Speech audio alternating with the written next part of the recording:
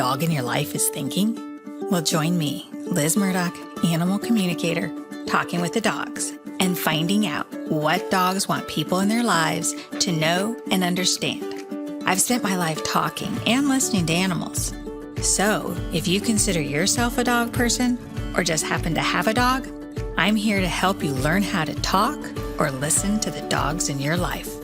I chat with people too, sharing stories and tips on exactly how animal communication or being a dog whisperer makes an impact at home or when working with the dogs. So welcome to Talking with the Dogs podcast, a place where we uncover exactly what dogs want us to know and celebrate that every dog has a story.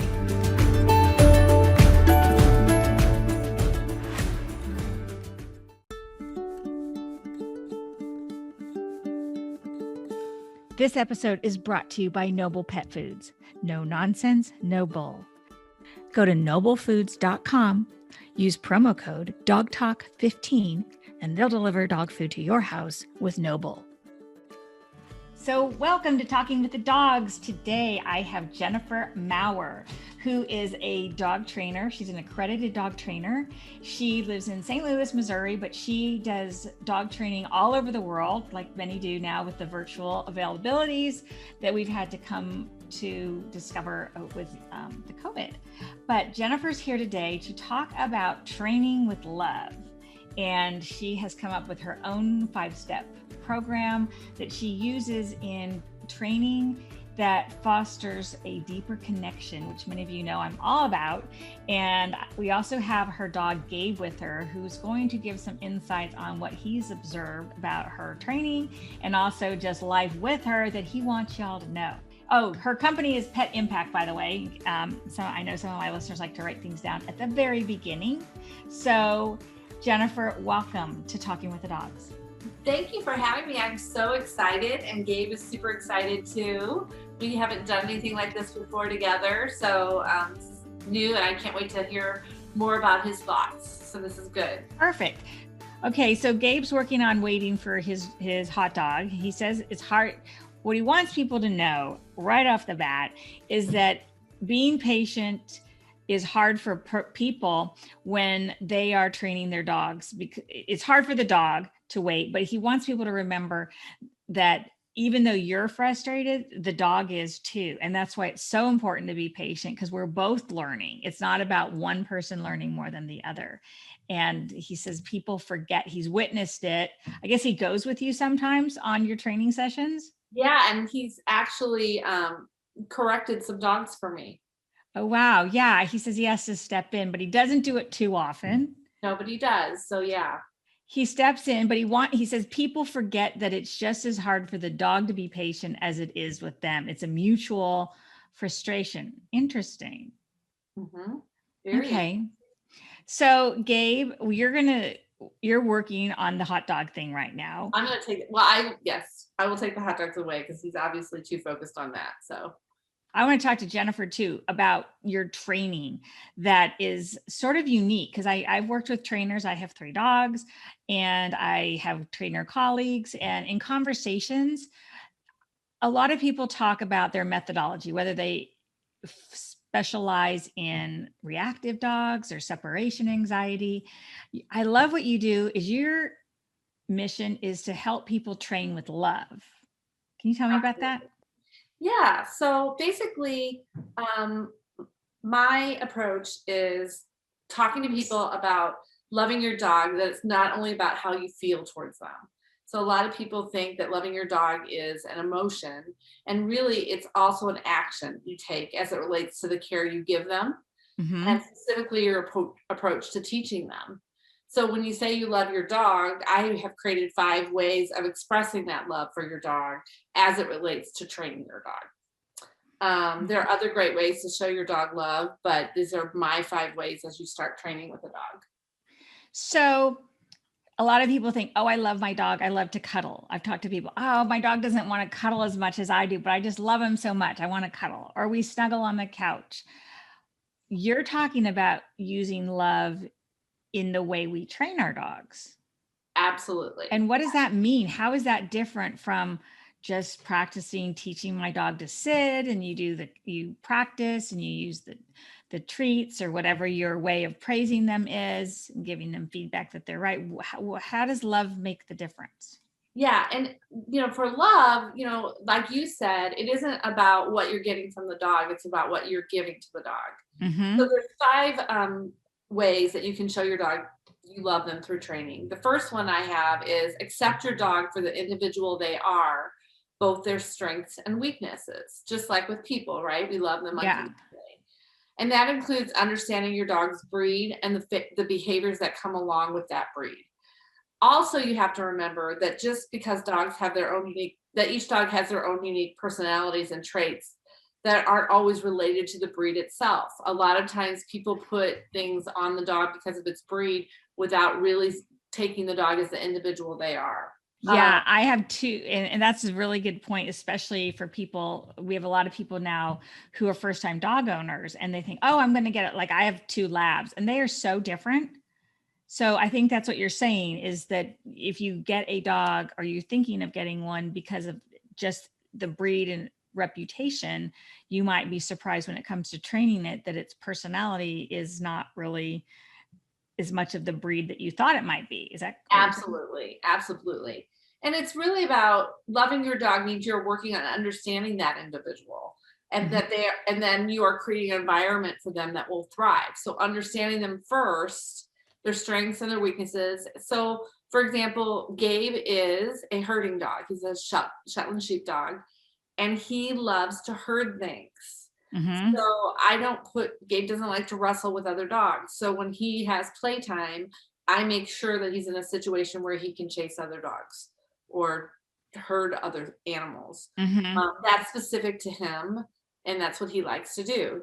He has some other traits that I really have to understand that that's him as an individual, and how do I create an environment around him that supports him and helps him thrive, rather than having him just reacting to everything. Does that make sense? It does.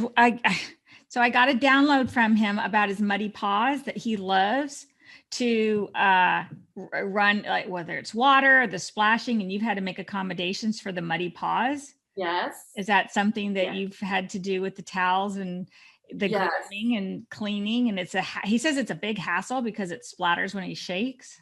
Well, the thing about Gabe is he has 4 white paws. My first dog, Simone, had 4 white paws. And when I found Gabe, I chose him because of his 4 white paws. So yes, those 4 white paws, even if it's not raining, get dirty really easily. And so I'm constantly having to clean his paws, and they're very pretty. Yeah. So that's for those of you who are listening about the animal communication part, I got an image of his paws being dirty and wet and you cleaning them off. And I've never met Gabe, so I can barely see him. So that was just a download of what he was sharing with me visually, that he said that, oh, he's tying it back to your patience too, that when we embrace who our dogs are, sometimes that we are called to draw upon patience, because you have to be patient with him. And sometimes his paws get dirty, and he says it's untimely, that you have to stop what you're doing and make time in your schedule. It's not that you do it right then and there, but you have to make time in your schedule when you weren't planning on it. Well, I think why you're getting this, Liz, actually, is that Gabe got groomed today. So I'm sure there's some energy in there because it's not his favorite thing to do. Yeah. So I think some of what you're picking up is that he had a very exhausting day getting groomed. So, well, he's definitely tying the whole paws thing into being patient. Okay, well, that's interesting, because the next thing I was going to talk about is patience. So with dogs, patience is a virtue. Every dog learns at their own speed. It is critical that when you are training, you have complete control of your own emotions. Getting angry and frustrated only causes your dog more stress and doesn't allow them to learn in a loving environment. Put yourself in their shoes. Would you like someone to use that tone of voice with you? Interesting. So it's like Gabe wants to join in. He's talking about tone of voice and imagining that. And he says what he's noticed when people come to dog training sometimes, or on the Zoom, it's families, or there's 2 people and they're like, and people will say, see, I told you, or How do you deal with families when one person might be really loving and the other person might be like, oh, come on, what is this love thing? We just need to he needs to sit, he needs to obey. How do you deal with that when there's more than one person and sometimes people have different styles or expectations?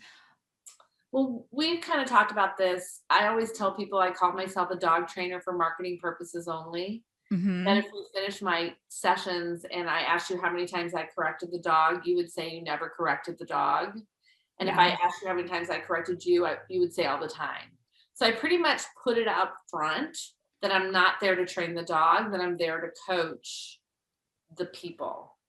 So when people, and most people know that it's trained with love when they come to me. So there's not a whole lot of surprises. But to your point, I'll get family members, maybe the father isn't into it, the mother is, the kids are.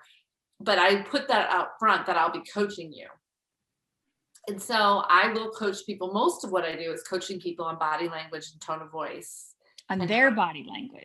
Their body language and tone of voice. What I tell people is, I went to Africa to an animal sanctuary, and the woman there said to me, we're not smart enough to learn their language, but they're smart enough to learn ours. And it's our job to teach them our language. So what I tell my clients is, as your dog's leader, you're responsible for the communication. You're responsible to teaching them how to communicate, and then you're responsible on how you effectively communicate to your dog. So that's so interesting. So like, I know there's Lily Chen's book on the doggy body language, and people are talking about it, and other trainers, but it's like the next book is going to be about people body language for dogs, or something to that extent. That's my whole approach. I don't walk into a house and focus on the dog.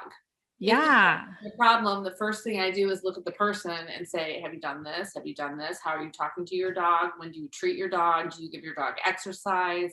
What does play look like for your dog? It is all about my clients. The dog, and then the dog responds to that, right? Right. And their behavior changes because their people have changed. Yeah. So part of dog training is in the dog relationship is watching our own body language, which many people hadn't really thought about. Absolutely. And I don't like calling myself a dog trainer for that. You know? That's why I think a coach is a nice word. Definitely. I'm coaching the people and I'm coaching the dog, right? So I'm still doing both.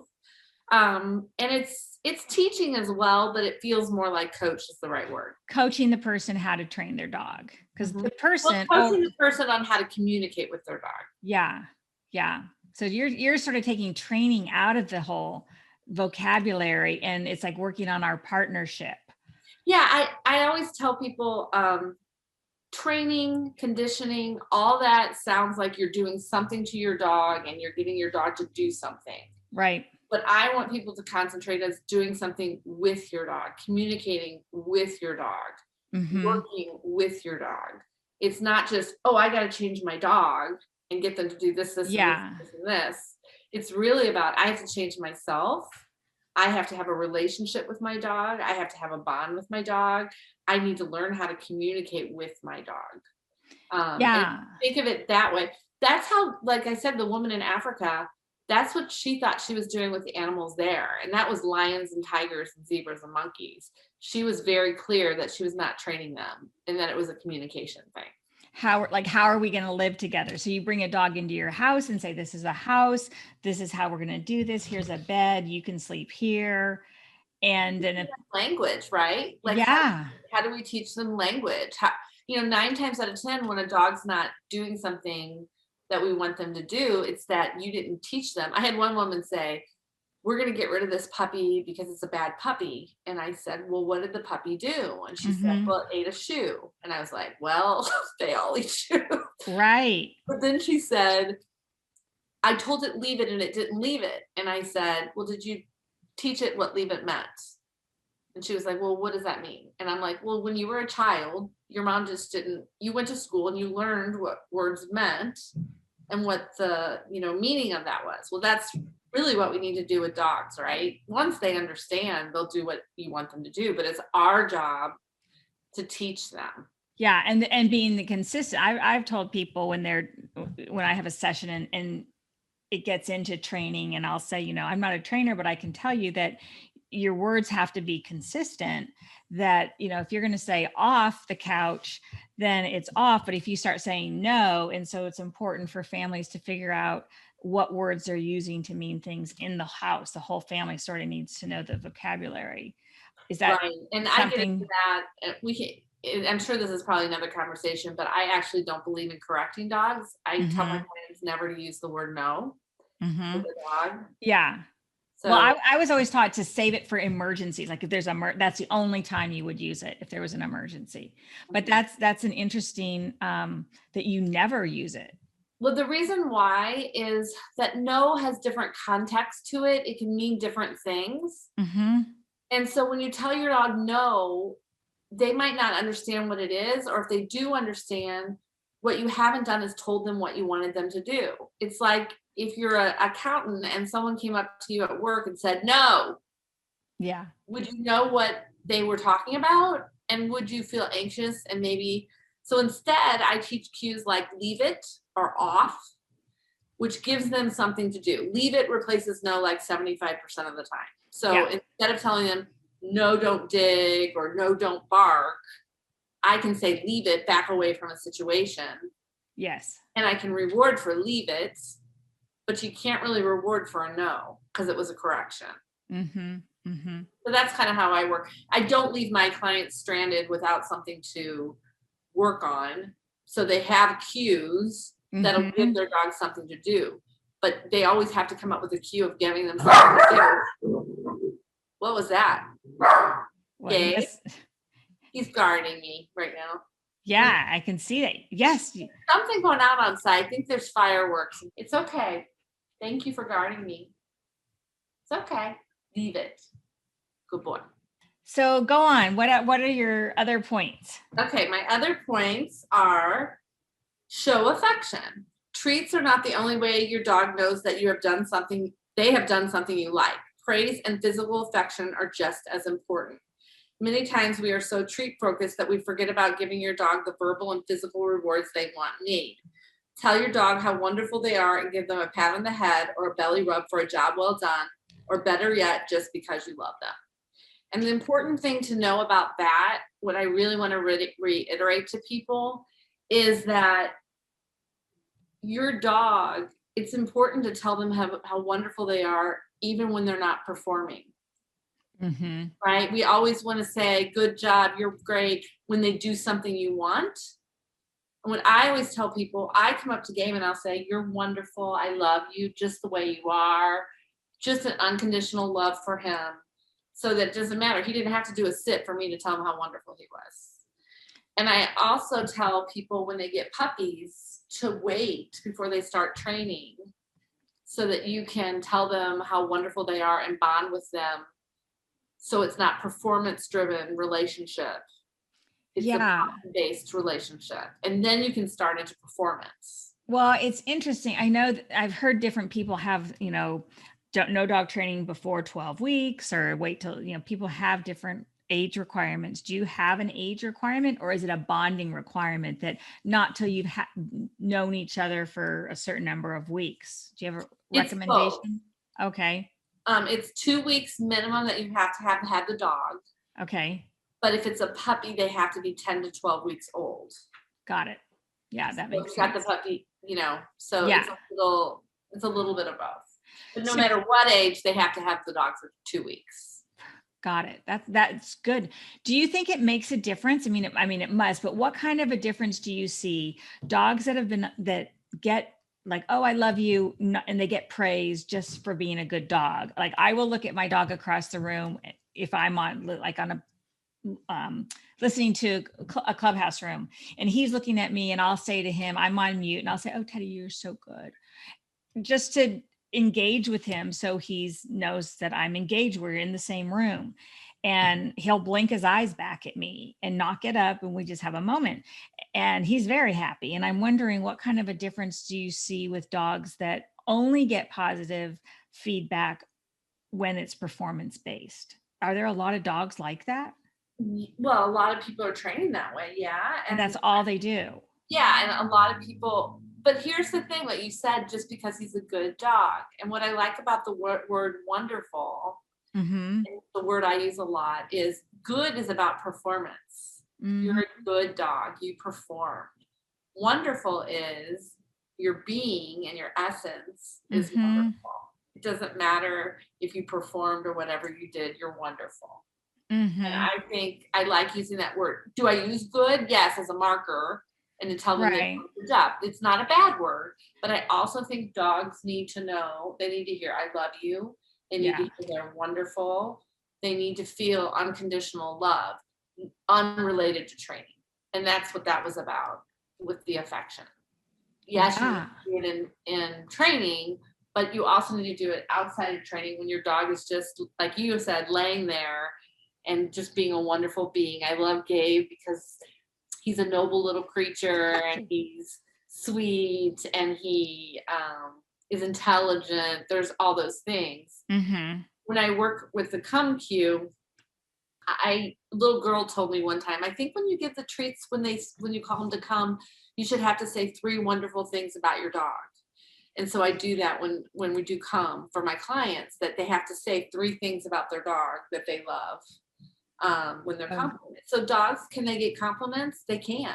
I mean, complimenting your dog and telling them how wonderful they are, separate from what they are performing. Does that make sense? Oh, totally. I mean, it's like if you've had children, anyone who listening who has children, and the difference that when children go to school, they get praise, but sometimes they just want to be loved, or anyone, a partner, that when they come home from work, it's like you don't want a status report of praise, your annual review. Is like, yeah, it's nice to get feedback in the work environment, but it's also nice to just get like, oh, I'm so glad you're here. I'm so glad you're home.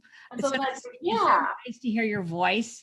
Just acknowledging that, and we do that in our relationships, and we need to do that. I mean, I do that with my dogs, but I never thought about it. I mean, all the time. But yeah, I think for people listening who haven't considered it, it does make a difference. And I love how you're integrating that into your training. Yeah, thank you. Connecting in training, you want to make sure that you're also connecting outside of training. Right. It's supposed to be the joy of the game and how it feels in their body, whatever, people are doing, whatever their gifts are. They're not to be just for performative reasons. And that's a good thing. Yeah, I like that. So, okay. So where are we? What number are we on? We are on number 4, and that is being firm can be loving. This is one. Love isn't all affection and treats. Being firm with your dog in the right circumstances can be one of the most loving things you can do for them. When I teach the Leave It cue, I teach my human students how to use a firm, authoritative tone of voice that their dog respects and listens to. There should be no anger or frustration in your voice, but a clear, confident, and firm tone. Assertiveness isn't aggression. It is just you communicating that you are the leader and that it is critical they listen and take your directive immediately. Mm-hmm. And I use that with the Leave It cue, like I was doing with Gabe with hot dogs. It could be medicine you drop on the ground. It could be a dead squirrel. It could be something. Leave it. Leave it. Good. It could be a dead squirrel. It could be anything, but leave it. I always tell my clients to use a firm tone of voice. And that doesn't mean you're aggressive. It means you're authoritative, and it could be danger, right? And they need to know that. Leave it. Mm-hmm. So you're back to tone. Now, what about, well, I mean, this is more of a training thing about saying it one time versus leave it, leave it, leave it. Oh, you got to leave it. When I'm like with Gabe, I only have to say one time usually, but if they're not listening, you have to say it again. Right. But really how I teach Leave It, if I was a dog and I was asking another dog to back away from something, I would sound like this, right? If you hit that note, leave it, same tone, your dog understands what that means. And they'll leave it. So most of the time, if I'm having to say it more than once, it's because I haven't hit the right note. Yeah, they're very tone sensitive. Got it. Okay, and number 5. always end on a positive note. If your dog is becoming frustrated or bored with training, move on to a cue that they will be successful at, and then stop your training. Pushing your dog when they are not in the mood doesn't help with the learning process. Show them you love them by respecting their current mood state. Move on to something they are great at and give them a big reward to include lots of love and praise. Yes, I think that's where a lot of people, especially who are new to training, get frustrated. It's like, oh, well, maybe you should have taken your dog for a walk to go to the bathroom before you start your focused training, because it needs time to just decompress. If it's been at doggy daycare all day or whatever. Is that what you mean? Yeah, like today, perfect example. I was working with a puppy and we were going to learn 4 new things. And I had this sense, I asked the pet parent, I said, you know what? Are you sure you want to learn all 4 today? Because we've learned 3 and this is a young puppy. And the woman's like, I think she's smart. She can do this. Let's do it. Let's do it. And I said, okay. And we started working on stay. And the puppy basically was like, ruff, ruff, ruff. I don't want to do this. I'm done training. And she goes, is she done training? I'm like, yeah, she's done training. She doesn't want to do anymore, which was my first instinct. Right. Did a quick watch. And I said, good. We didn't end on the note that she was exhibiting what we might consider negative behavior. We wanted to end on a positive note. So I said, let's do something that we know she can do easily, which she had just learned watch. Watch, Gabe. Good. And then we ended on a positive note and she got rewarded and praised for that. So that in her mind, when she ends that training session, oh, it was a great training session. I did a really wonderful thing at the very end and I got praised and I got some hot dogs. Yeah. So end the session when the dog is ready, not when the person is ready. End the session when the dog is ready, and then end it on a positive note. If they've done, if they're doing something wrong that isn't deserve to be rewarded, do something that they're really good at and reward them that. So the last thing on their training exercise is they got a treat for doing something wonderful. Yeah. Yeah. Does that make sense? Definitely. Definitely. No, that's good. I think it's interesting too. You know, I find this in my work, like when the person said, oh, my dog's so smart. It's like, yes, a dog can be smart, just like a child can be very smart, but we can also be done. And a smart dog might just be done today. Yeah, exactly. And it has nothing to do with how smart it is or its future abilities. It's just like, it's done. It's real simple. And that's where, like, what you do is so wonderful, that you're reading animals, and like what you said about Gabe, you know, that it's hard for dogs. They have to be patient, all this stuff with begging. You know, it's important to listen to them. And when they're done, you know, if you've done, we did a half-hour training, you know, it's a puppy. She's That's 12 weeks.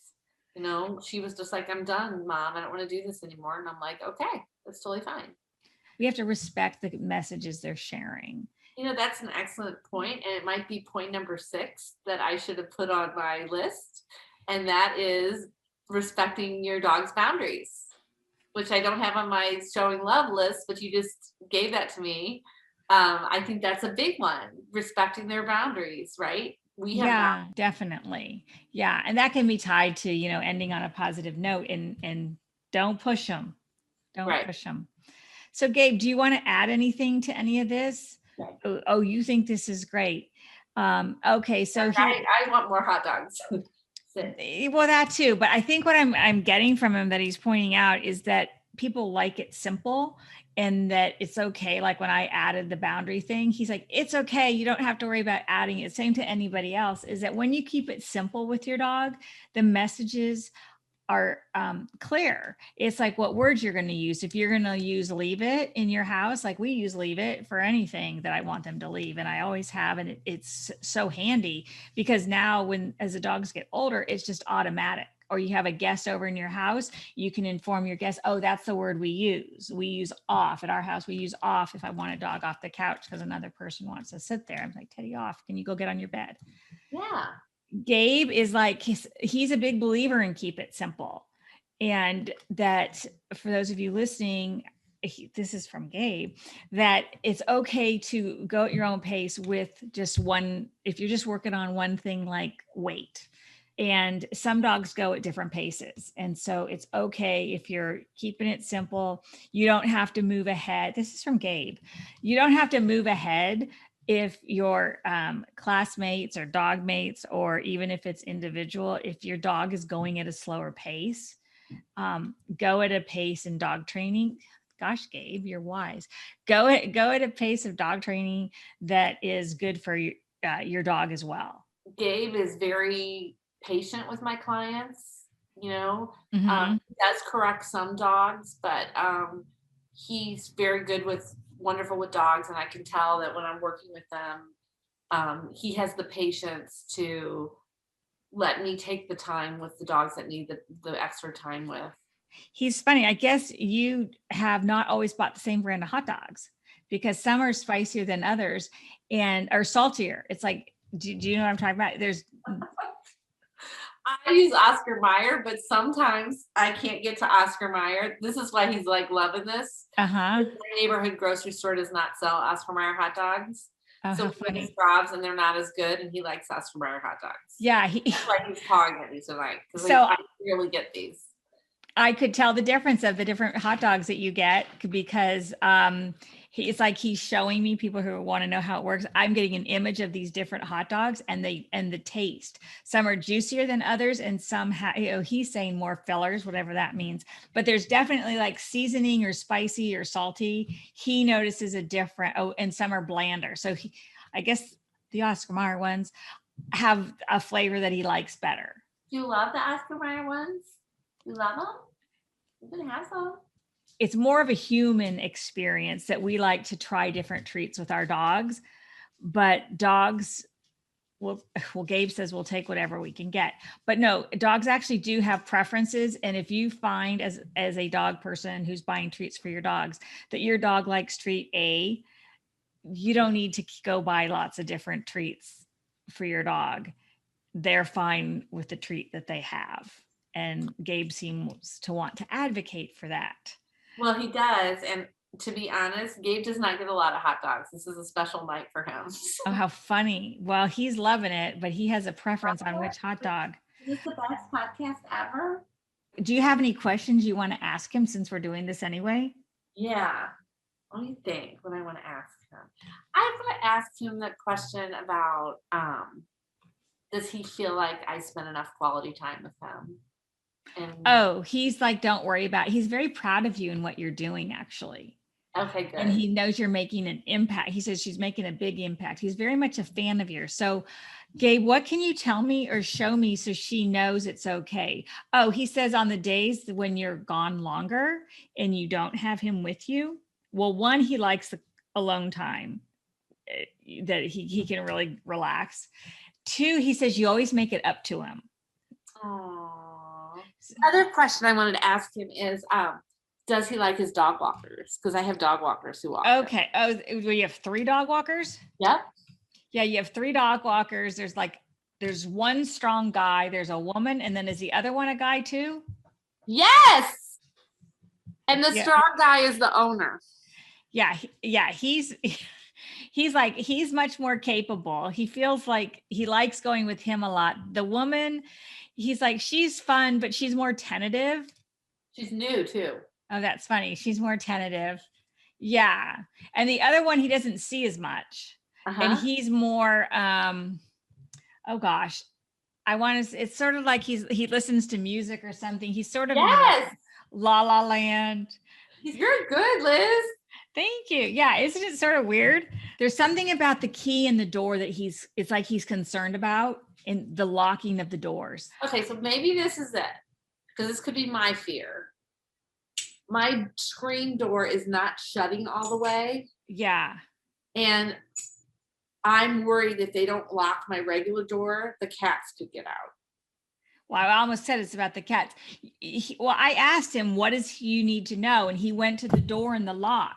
The owner guy is preoccupied, and the girl is a little too, that it's sort of like an accident waiting to happen. You know what? You're 100% right.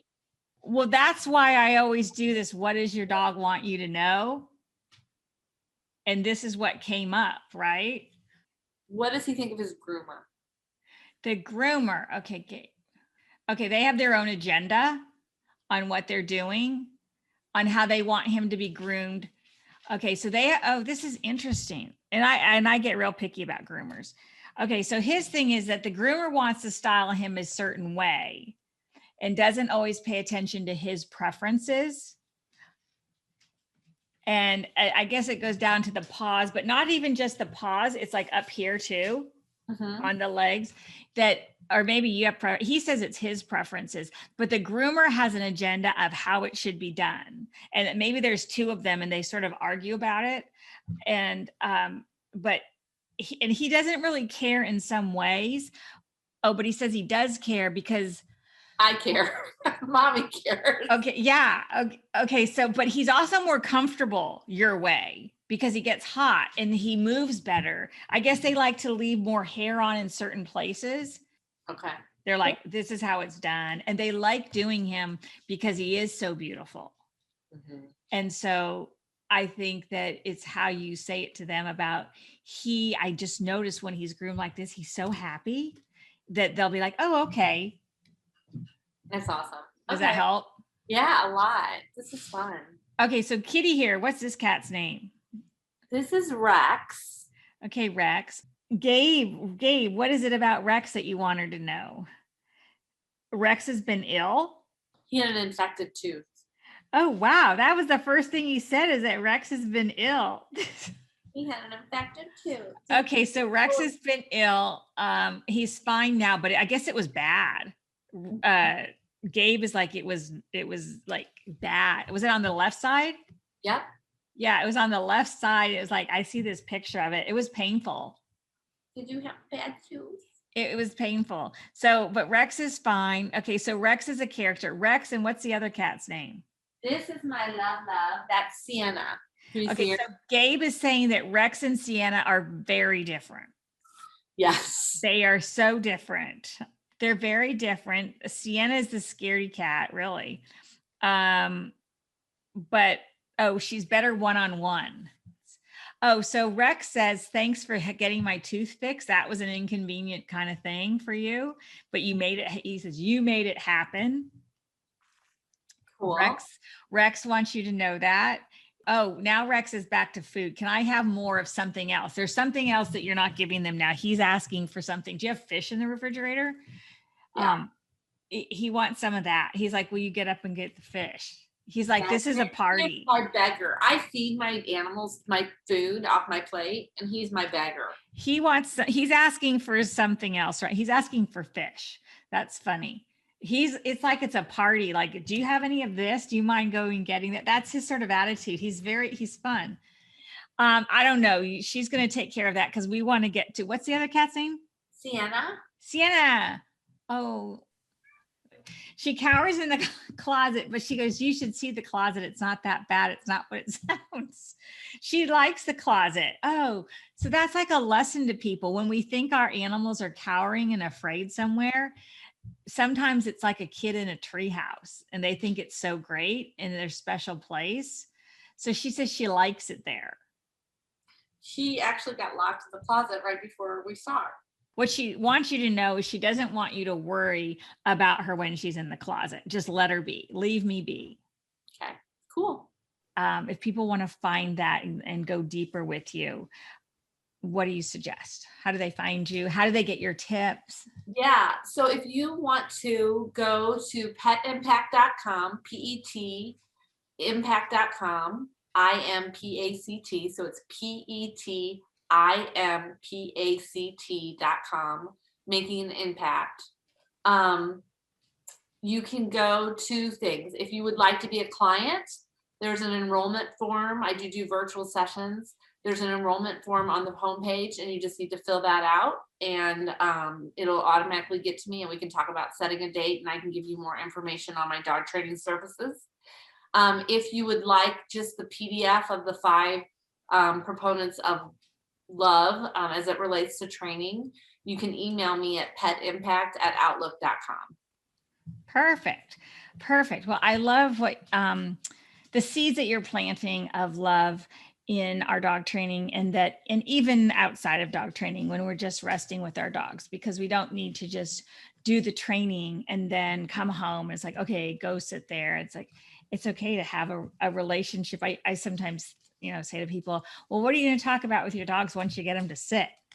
And there's so many more things we can do and talk about. And, I just have conversations with my dogs, but no, kidding aside, it does make a difference. And I love that you pointed out about praising them outside of dog training and building the bond. That's totally Thank you. Really important. Well, thank you for letting me speak. This was wonderful. And thank you for the reading on Gabe, because it's just so important. I'll be honest, as I work so much, and sometimes I feel like he doesn't get the attention he needs. I take him out a lot. Every day we spend time together, but this was just nice hearing his perspective and getting to spend some bonding time with him. He was very chatty. It was interesting how much he knows and how specific he immediately went describing the dog walkers and the door and the cats. He's very soulful. And I think, like, when we were talking about when you have a connection outside of training with your dog, it fosters them to be more communicative. And he got right to the point and right with big ticket items that he wanted you to know. That's so awesome. Yeah. So Rex, Rex wants the fish in the refrigerator. We're not eating salmon. Yeah, he knows it's there. He says he can smell it. Ha ha. He's funny. He's a character. Okay, so you enjoy your time talking and receiving information from them. Rex, thank you. He's like, you can go. Okay, Gabe, what a gentleman you are. We'll talk. He's like, we'll chat again. Okay, sounds good. All right. Okay, bye. Bye. Ready to find out what your dog wants you to know? Visit talkingwiththedogs.com. Book an appointment with me, and we'll find out. Thanks for tuning in to Talking with the Dogs. Hope today's episode made you want to understand your own dog better and appreciate that every dog has a story and something to say. Subscribe now for more dog stories and insights into animal communication and what it's like to be a dog whisperer. Review this episode on Apple Podcasts or follow Talking with the Dogs on Instagram or Facebook, and sign up for a chance for you and your dog to be a guest on the show. Whatever you do, I hope you'll spend time talking with the dogs.